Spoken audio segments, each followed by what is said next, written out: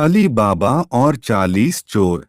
यह कहानी प्रारंभ होती है पुराने समय के बगदाद शहर में, जहां दो भाई रहते थे, कसिम और अली बाबा। कसिम अमीर था जबकि अली बाबा गरीब था। अली बाबा अपने परिवार का भरण पोषण करने के लिए लकड़ियां काटता था। एक दिन जब वह जंगल में लकड़ियां काट रहा था, उसने एक गिरोह की आवाजें सुनी। वह पेड़ की ओट में छिप गया और देखने लगा कि क्या हो रहा है। गिरोह के हिस्सेदार घोड़े पर सवार होकर आए और उन्होंने एक बड़ी चट्टान के पास रुककर कहा, खुल जा सिमसिम। चट्टान अलग हो गई और एक गुफा प्रकट हुई। सारे चोर गुफा के अंदर चले गए और जब वापस लौटे तो उनके हाथ सोने और रत्नों से भरे हुए थे। चोरों के चले जाने के बाद अली बाबा ने भी वही वाक्यांश दोहराया, खुल जा सिम सिम, और गुफा में चला गया। वहां उसने अनगिनत खजाने देखे।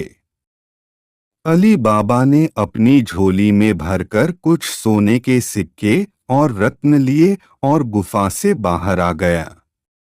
अली बाबा ने अपने परिवार के लिए खाने पीने और पहनने के लिए नए कपड़े खरीदे।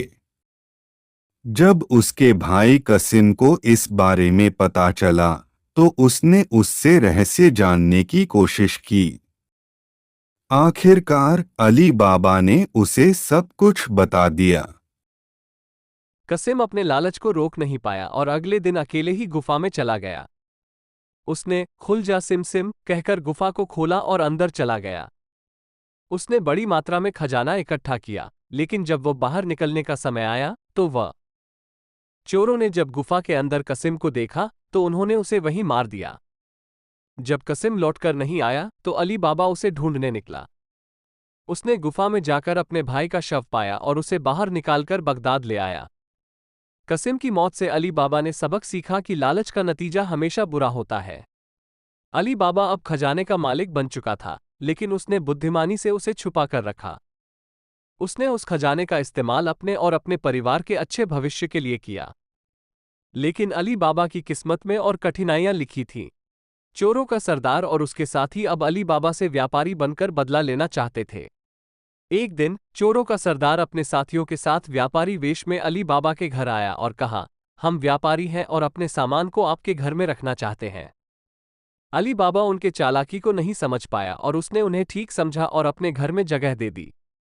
चोरों का असली इरादा रात में अली बाबा को मारने का था, मगर अली बाबा की नौकरानी मर्जीना ने इस चालाकी को भांप लिया। उसने एक तरकीब सोची और चोरों का ध्यान भटकाते हुए अपने बुद्धिमानी से सभी चोरों को बेहोश कर दिया। रात के समय मर्जीना ने अली बाबा को सब कुछ बताया। तब अली बाबा ने चोरों को उनके ही जाल में फंसाते हुए उन्हें बंदी बना लिया। चोरों का सरदार भी पकड़ा गया और अली बाबा ने उसके साथ मर्जीना की शादी कर दी, जिसने उसके परिवार को बचाने में महत्वपूर्ण भूमिका निभाई थी। इस प्रकार अली बाबा अपने परिवार के साथ सुखपूर्वक रहने लगा। उसने मर्जीना की मदद से अपने खजाने का सही उपयोग किया और गरीबों की सहायता की। उसने सिद्ध कर दिया कि ईमानदारी और बुद्धिमत्ता के साथ काम करने से सभी बाधाएं पार की जा सकती हैं। इस प्रकार अली बाबा अपने परिवार के साथ सुखपूर्वक रहने लगा। उसने मर्जीना की मदद से अपने खजाने का सही उपयोग किया और गरीबों की सहायता की। उसने सिद्ध कर दिया कि ईमानदारी और बुद्धिमत्ता के साथ काम करने से सभी बाधाएं पार की जा सकती हैं।